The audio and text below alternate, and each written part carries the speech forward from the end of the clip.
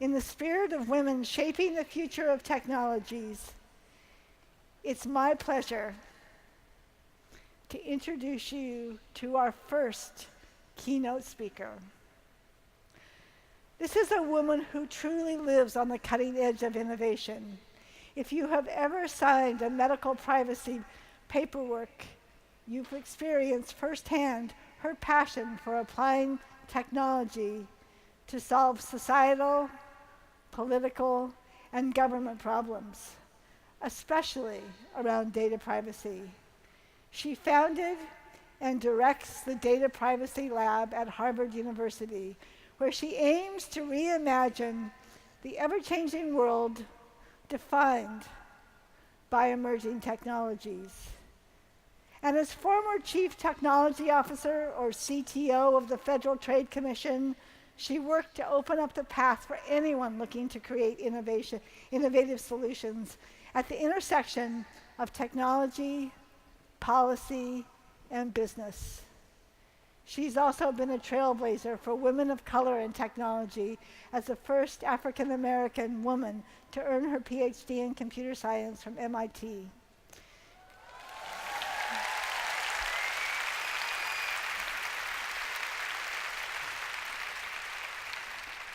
Please join me in welcoming to the stage our first keynote speaker, the Faculty Dean of Currier House at Harvard University and Professor of Government and Technology, Dr. Latanya Sweeney.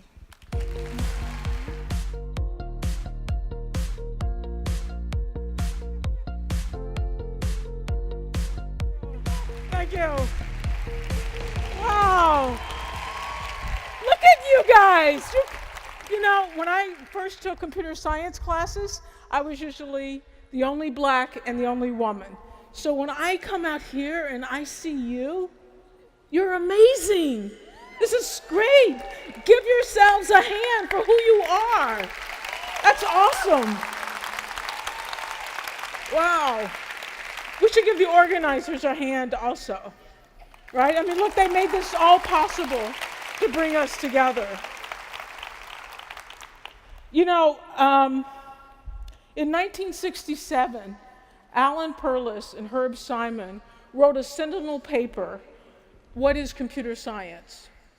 And they said it was the pursuits of three studies: the construction of computational machines, the study of algorithms, and the study of the environment, of the natural phenomena of the environment in which those computational machines operate. Now, clearly, computer science has clearly owned the first two: the construction of computational machines and the study of algorithms. And here today, in this room, we're going to reclaim the third, and we're going to further it. The idea that computer science is also the study of the natural phenomena of computational machines in their environment. You see, today, that environment is the governance of daily life around the world. Technology design is the new policymaker. You know, we don't necessarily know who they are, they're you, but we don't vote for you like we do our political leaders. But yet, arbitrary design decisions dictate the way we live our lives. They allow which of our values and which of our rules will continue to be allowed and which will not. And let me give you some examples. They gave me a clicker somewhere. Hold on. This is what a camera looked like when American jurisprudence was trying to decide whether or not you needed permission to photograph people in public. And the decision turned out to be, you actually can photograph anyone in public without their permission. This is what a phone looked like when American jurisprudence was trying to decide whether or not you need permission to record a person's conversation. And they decided that you actually do need consent to record a phone conversation. In 1983, along came the Sony camcorder. It was a product made for the mass market that captured both photographs through video as well as sound, but it had no mute button. That meant that the general use of the camcorder would often put everyday Americans in conflict with the law. And right away, you started seeing these conflicts. There was a young guy arrested who was videotaping a Boston police officer making an arrest. The Boston police officer stopped making the arrest, turned around and arrested him on felony charges for illegal wiretapping. There was a woman in Pittsburgh who wired her child with one of these camcorders and recorded abuses that the school bus driver was hurling against her child. Upset and outraged, she takes the tape to the police department, and the police department arrests her instead. Now, if we fast forward to today, it's now perfectly legal in the United States to record video and sound of a public official in doing their duty in public. But it was that arbitrary decision of whether or not there was a mute button that led us down that path. And today, because of the way we replicate technology design, everyone's cell phone is capable of doing video recording, and none of them have a mute button on that recording. So I think you get the idea that we live in a technocracy. That is, that the technology design is really going to determine how we live our lives. Let's look at some of the technology today. This is a sleep number bed. It's an air mattress, and the idea is you make it more firm by how much air you put in. Coated on the top is this thing they call Sleep IQ, which is an array of microsensors. So it keeps track of movement and use of the bed all the time. It's sensitive enough that it can capture a cat, how long they're sleeping, when they move, and so forth. Information captured by the bed leaves the bed, goes out of the home, and the next morning you can use an app or go to a website and see how well you slept. This idea, this design, that the most intimate information about our daily lives has to be handed over to a third party that we don't really know and that we don't have control over that information, is sort of a dominant design, and we replicate it blindly. But it's not the only design, and it's not the only way to make money on new technology. Let me give you a counterexample, the Apple Watch. The Apple Watch also wants to tell me how little exercise I get, and when I need to stand up, and that I need to walk more. But the difference is, the information doesn't go from my watch to a third-party server somewhere. It goes to my phone. So that's a different kind of design and a different kind of design decision. So those examples clearly are about privacy, but I'd like to show you how privacy was just the first wave, that every value, every democratic value, every law fought for is totally up for grabs. All my life, from a very young age, I loved mathematics. I mean, I just loved it. My own personal life was very messy and sloppy, but in math, it had precision and accuracy, and there was the idea of a right answer that you could derive. And so I zipped through all the math courses, and by the time I was in middle school, I started taking math courses in college. So I just loved math. When I got to high school, there was only one math class that had any content that I had not covered, and that class was a computer programming class.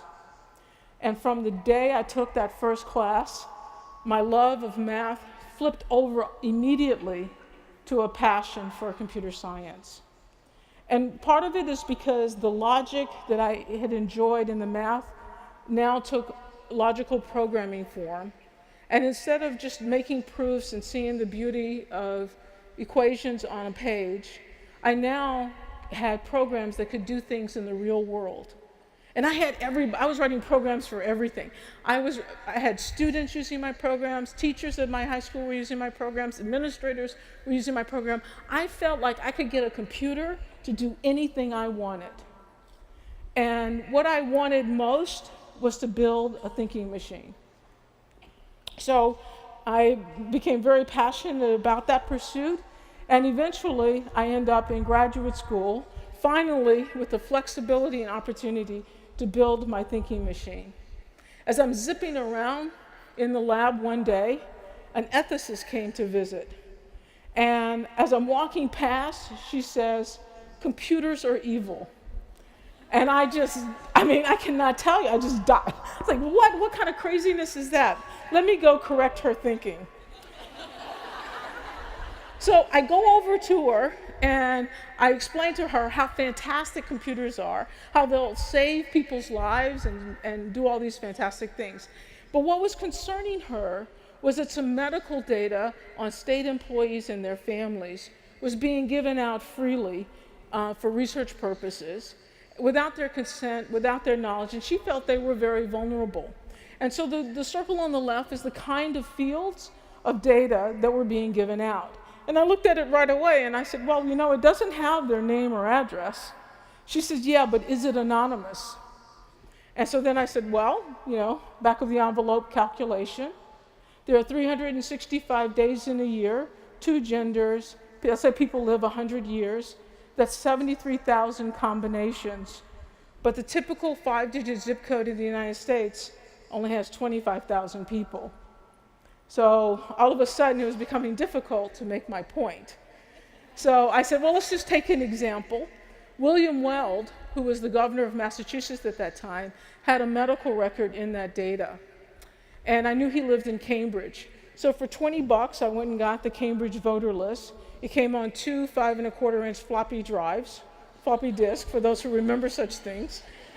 And he was the only person who had that birth date, gender, and zip code in the voter list. He was unique in the voter list, he was unique in the data, and by linking these two, we were able to put his name to his record.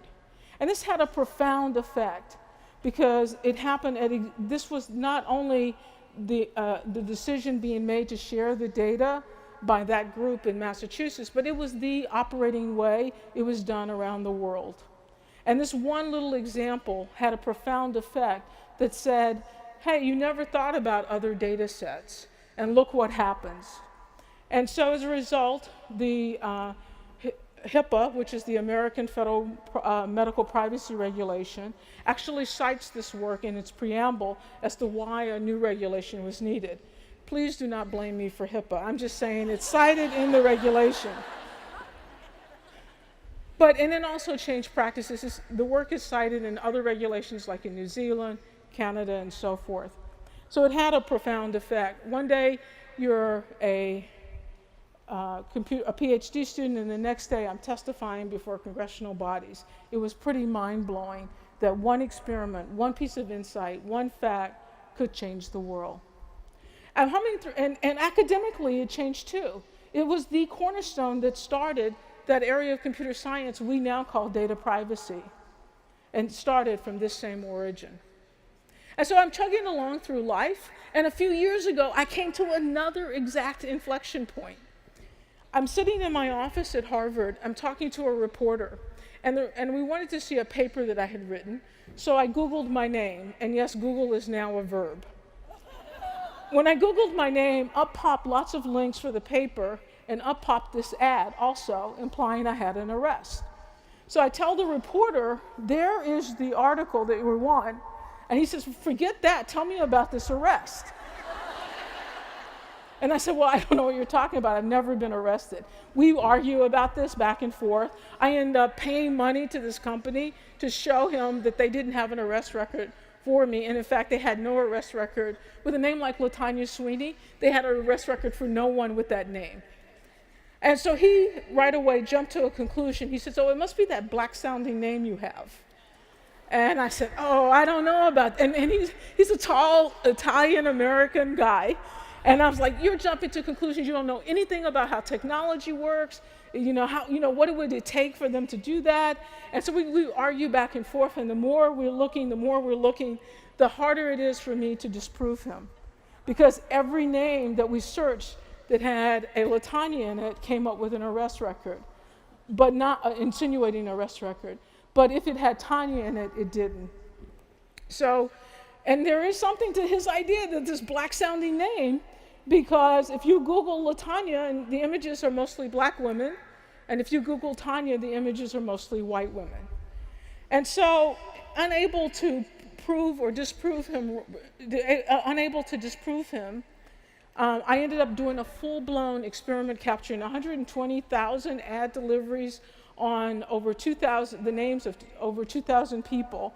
And I was able to show that there are, first of all, black-sounding names, that is, names that are given more often to black babies than white babies, and sort of white-sounding names, names that are given more often to white babies than black babies.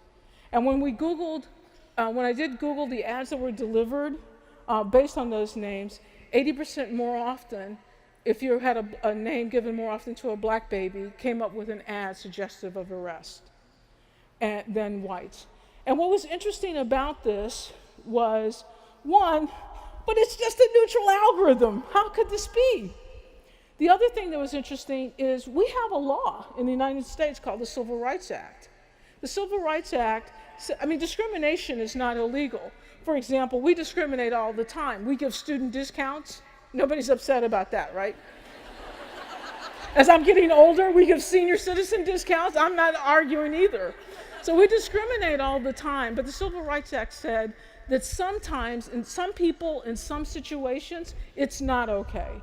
And some people are, in fact, are blacks in this particular example, and the situation is the idea that someone may Google your name for employment purposes. And so the question then is, how would you turn this experiment into a civil rights investigation? How could I help the Department of Justice connect the dots? So it was the first time something like that had happened. That is, where we had technology and you're trying to apply the outside rules and adopt the rules for investigation under the Civil Rights Act in this case, but under many other regulations, and actually show them how they might make a case.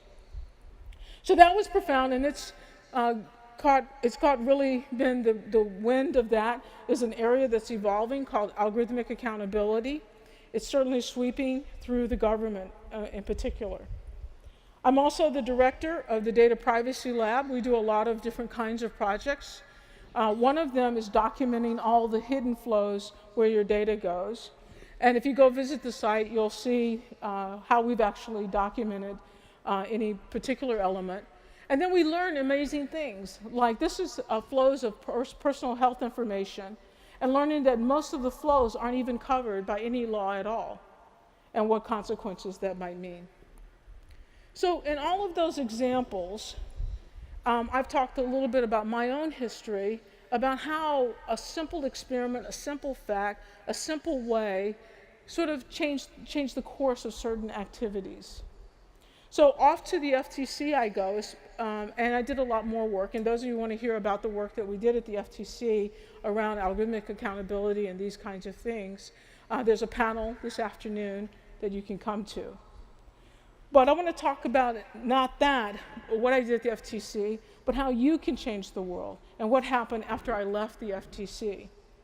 The work that I demonstrated to you, as well as the work that I did at the FTC, realized that societies, not just American society, but all societies, have already chosen the rules by which they want to live by which they want their people governed.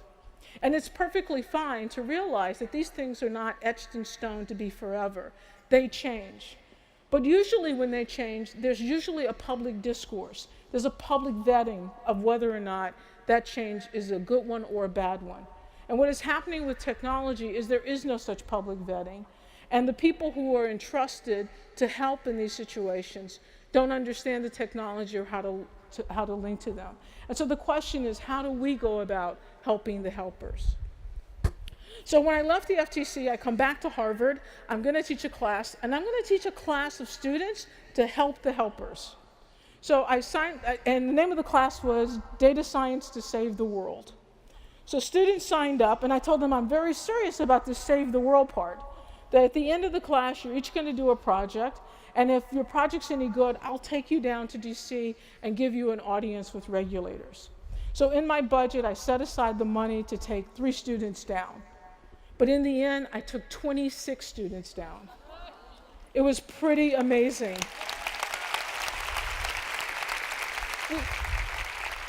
We held a project fair And we sort of project fair style. We invited the regulators, and you got to figure the typical regulator is around 55 years old, gray hair lawyer. And meanwhile, you've got all these young people, and they're talking about apps and things that they've never heard of, and demonstrating to them problems and vulnerabilities, and it was amazing. It was just absolutely amazing. We were supposed to be there 1 hour, we were there for 4 hours. And the regulators were so invigorated, so left with so much more knowledge and insight, and the students felt like they had, in fact, had real world impact.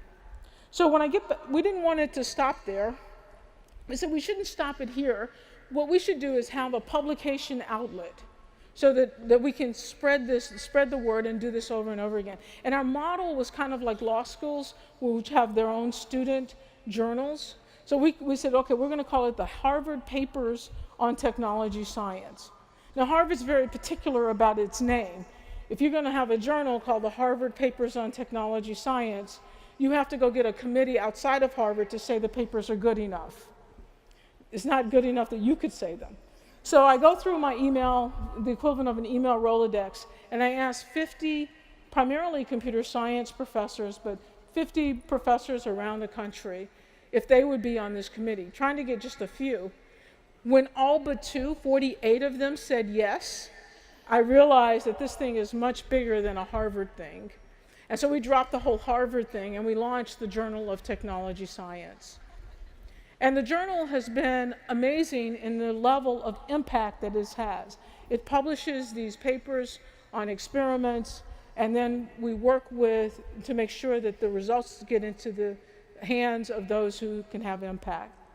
So let me give you some examples. The first papers, of course, were from those 26 students. So let me give you an example. This is Daniel Rothschild. He wrote a very simple program that allowed us to detect fraud in real time. So at the FTC, fraud is very much, before this, was very much a chase 'em game. And what I mean by that is people start complaining, I lost my money. They get enough complaints, a person goes to investigate, but by then the fraudster is long gone. And so then it becomes a chase them down, can you find them? And if the fraud is happening on the internet, that's very difficult to achieve.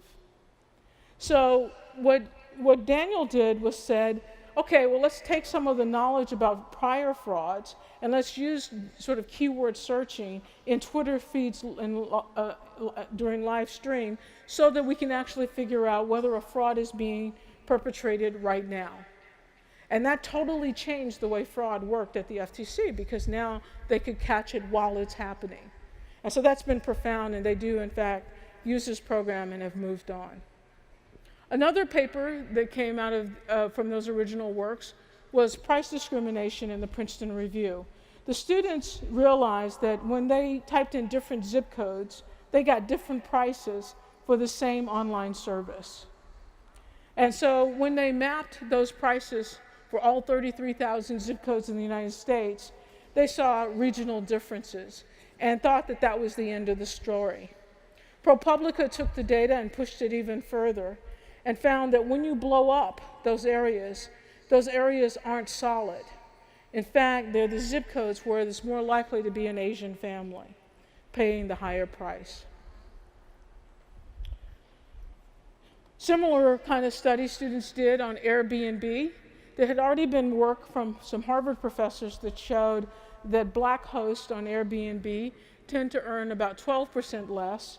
They replicated the experiment in California and were able to show that a larger discrepancy even among Asian hosts. And Airbnb has been very responsive. They've come up with new strategies about how to recommend pricing and so forth. But it's all started with these studies. This is probably one story that most people have heard of. This is Aran Kahana's work. So for years, Facebook Messenger had, in the industry media, what many of us would call a bug. Facebook doesn't call it a bug. It's an unappreciated feature, where as you left a message on Facebook Messenger, it would drop your GPS location, and anyone who had access to your information, friends of friends and so forth, could actually see your GPS location over time. So Iran built a browser plugin so that you could actually track people in real time where they're leaving their Facebook Messenger. He had about almost 85,000 downloads of this browser plugin, and within 9 days, Facebook changed this feature. And they chose that it was an opt-in, so that normally it no longer exposes your geolocation unless you want it to do so. I've not heard how many people have chosen that feature, but it is there. The thing that made Iran's story perhaps most noted was he that summer had a job to work at Facebook for the summer.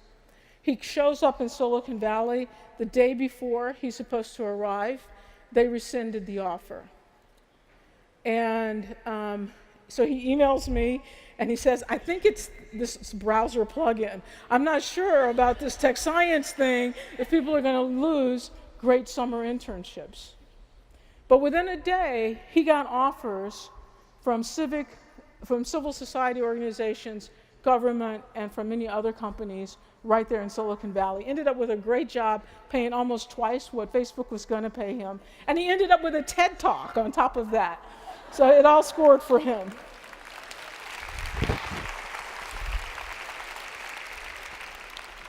There are many papers, and almost each of them has had dramatic impact. I'll just give you a couple of more. Eugene and Grace were interested in the impact of the Affordable Care Act. And they took all the data that they could that were on various portals, and they began doing various kinds of analysis. And what they learned was that at first, the large insurance companies had stayed out of the healthcare exchanges. And then when at some point they decide that they're going to participate, but when they participate, they drive the prices very high. And so this documented fact, we published their paper, and almost like within a week, it was being cited in congressional reports. And about 2 weeks later, the Center for Medicare and Medicaid issued new guidance on what's required for you to raise your rate. So this is yet another example where a simple fact had sort of immediate impact. I don't really think I have to say a lot about this. This is just showing in a documented way what many of us may intuitively believe, and that is that Facebook's privacy policies have not been as protective over time. One of the things that's interesting in their paper is they sort of demonstrate, though, that point between A and B is when FTC took action. And so it does actually demonstrate the impact that if we can empower the helpers, that they can have on our policies. And there are lots more, showing how encryption is poorly used in data sharing, and the notion of encryption is not, in this case, was very poor, and how it could be reverse engineered easily, and also offering solutions as well, like in the data tag system. Let me say from these a little bit about what we've been doing this year with the kinds of papers that are in the pipeline. So one of the things is we took a group of students, so anyone can be in tech science, any professor, any academic, any lab director of any kind can be in tech science, and they simply will provide a paper of someone that they know, a student or someone in their lab and so forth. We also got funds to do activities together. And so one of these activities this year was we took a group of students down to the Consumer Reports track. This is a multi-acre track that's run by Consumer Reports where they test out the newest cars on the track. The students got to ride in cars that were going 200 miles an hour around this track. But the reason we were there was to say, today's cars are really computer systems on wheels. And the question was, what kind of vulnerabilities can someone who's smart, but not necessarily educated in computer security, and not necessarily aware of cars, what kind of vulnerabilities can it provide? And the students we spent 2 days at the track, and the students were able to come up with a host of vulnerabilities, of unintended consequences, how easy it is for someone to lock you out of your car using your remote, from the problems with radar sensing, the problems of some of the apps when they start your car, and so forth. And so that was pretty amazing, and you should look for those papers to come. Another thing that we got interested in was voting, because this is in fact an election year. And what we became really interested in was the issue of how hard it is to find out where you go to vote. So the thing that shocked me about the whole study was usually I think everything is archived online. Sort of like it's there and it's gonna be permanently there. And so if I wanna know where I go to vote, that seems like a no-brainer. But in fact, that's not true. It's actually very difficult, especially as we started the project in February, very difficult to find where you go to vote. Some places have websites that you can find out. Some places will tell you the wrong place. And so we began documenting where is the right place, making it publicly available, and also comparing it to what is the wrong place. And we tried to keep up with the primary cycles. I think one of our most dramatic examples was North Carolina.